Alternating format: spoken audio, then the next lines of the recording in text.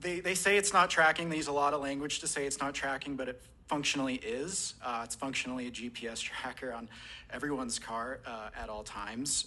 Typically, you'd need a warrant for a police tail, but this is being mediated by a private company. Look, no one's saying we don't want justice for victims, but I would ask what the cost for that is. I don't have anything to hide personally, but I don't want to live in a surveillance state. I would also ask who is liable for when Flock inevitably makes an error. I mean, we're asking to put all our trust in artificial intelligence. You know, it does feel like there's a lack of trust if they're being secret. Additionally, it was, I believe, originally a consent agenda item, and I believe that the city typically has discussions about whether to adopt contracts. I'm not an expert, but it does feel like it was pushed through with no discussion, and here we are a year later asking you to not renew your contract. Thank you. These cameras have been secretly deployed in thousands of communities across the nation, hundreds appearing throughout different parts of our state in the past year, funded with our tax dollars without any notice to the community or news orgs. These are not speed cameras, and they're much more advanced than typical automatic license plate reader technology.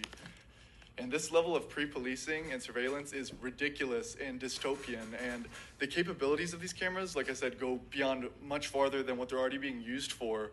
And this technology has no place in our society. Technologies such as Flock cameras and other AI-powered license plate readers erode our privacy and our rights and our democracy. I can certainly appreciate the help to police using these Flock cameras. However, many of us are already feeling that our constitutional freedoms are being undermined.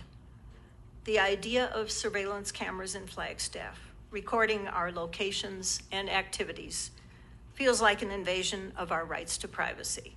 So I believe that Flock camera systems goes against community policing policies to remove the human element from law enforcement.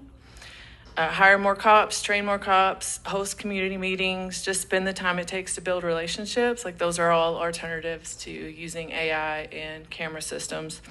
When people detach from what makes us human, we end up with violence and crime. So we want our children to learn and use pro-social skills and not spend all day on a device. Flock encourages this detachment and discourages human connection. Flock profits from data it collects, and we have no disclosures of any government personnel who may have a capitalizing interest. Not making any accusations here, but data is valuable. If it wasn't, then ransomware wouldn't exist. Are we getting disclosures each time our data is compromised? There have been data breaches of Flock intel and then breaches of Flock's contracts with governments. I believe Flock needs to pay us for the data instead of the other way around. Our rights are being abrogated. One of the greatest threats to civil rights is mass surveillance. There is no privacy under mass surveillance. Data collection and analysis occurs without consent. I am far more frightened by the implications of mass surveillance than of being a victim of crime. So how many times are we going to fall for the lies, the bait and switch, promises of a better world, and that old worn refrain, trust us? Things unlawful or just frowned upon, like government surveillance, are often circumvented by third parties doing the dirty work and then selling it to those evading the laws. They say they aren't doing facial recognition. I find this insulting. Identifying a car is the same thing as following a person. I mean, come on, let's be obvious here. Have you ever, has a car ever been arrested? Do they ever put cars in jail? Are there jails for cars even? I mean, please don't insult us. No, with the exception of a stolen vehicle, you are identifying the person in it. And what will happen when, in the future, a governor or president says they're taking over the system? What if there's another false national emergency? Or, 30 days holding the data? Yeah, that'll go out the window in an instant. And facial recognition, all you need to do is apply an app to the files. Voila, there you go. The police say, and they are absolutely correct, that these cameras will make their job easier, and in some respects, they'll make all of us safer.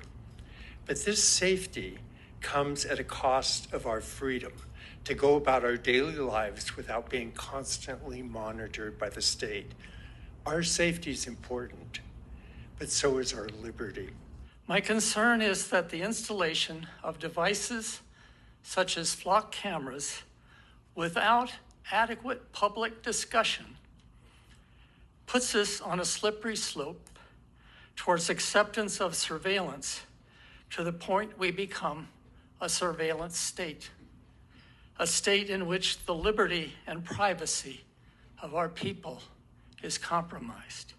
My understanding of how these cameras work is that they record license plates and indeed everything on the back of our vehicles without any probable cause that drivers or passengers in them have broken any law or done anything wrong. This technology would allow the comings and goings, our comings and goings, to be tracked through our city and potentially beyond. I regard this as an invasion of my privacy rights. Technology continues to change, and as it becomes more and more capable of tracking our movements, government's learning and potentially can learn more and more about where and what we are doing, not on a day-to-day basis, literally on a minute-to-minute basis, conceivably. I do not wish to see us become any more of a police state than we already are. I don't wish to be surveilled more. I wish there to be a very robust and thorough discussion of our civil liberties and our civil rights in the context of these advancing technologies. And I would hope that we give it a much stronger and much more robust discussion than just this evening. So I think the flock cameras are great. And if there's any Sigma Chi watching, if you made this a drinking game from every time you heard Constitution or constitutional, you'd be onto something. I am a data and technology professional. I am disheartened by the Flagstaff PD and Flock's presentation to the council, and I didn't originally intend to speak until I heard it. Flagstaff PD and the Flock representatives' arguments focused largely on conjecture, fear of violent crime, and hypothetical situations. Second, Flagstaff PD and the representative from Flock talked a lot about the objectivity and the safety of the technology. And as a data practitioner and technologist, it is a fact that data and technology are not objective. Rather, they contain the inherent biases of the people who create, collect, and use them. And when we speak of anywhere, I do find it surprising that we're having this conversation in Flagstaff, Arizona right now, when similar communities such as Austin and Sedona have already gotten rid of their flock contracts for these very reasons, because of the jeopardies that it poses to our constitutional rights, because of the way it doesn't align with our city's values of the people that live here. You've created an entire web of information, making it impossible for any citizen in this town to move freely and privately without being monitored and surveilled. The level of surveillance that many courts are still to this day considering to be an invasion of our constitutional Fourth Amendment. Think about this, because where does this big data end? This is exactly what Flock is. It's big data.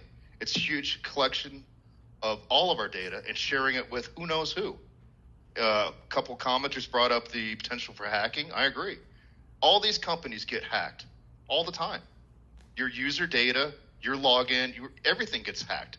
So what makes these Flock cameras so different? Why wouldn't these be used to target an individual? These are unprecedented times that require the public to be able to express its concerns to you about the decision that council made in June of 2024, at which time there was no public comment because the contract approval was part of the consent agenda.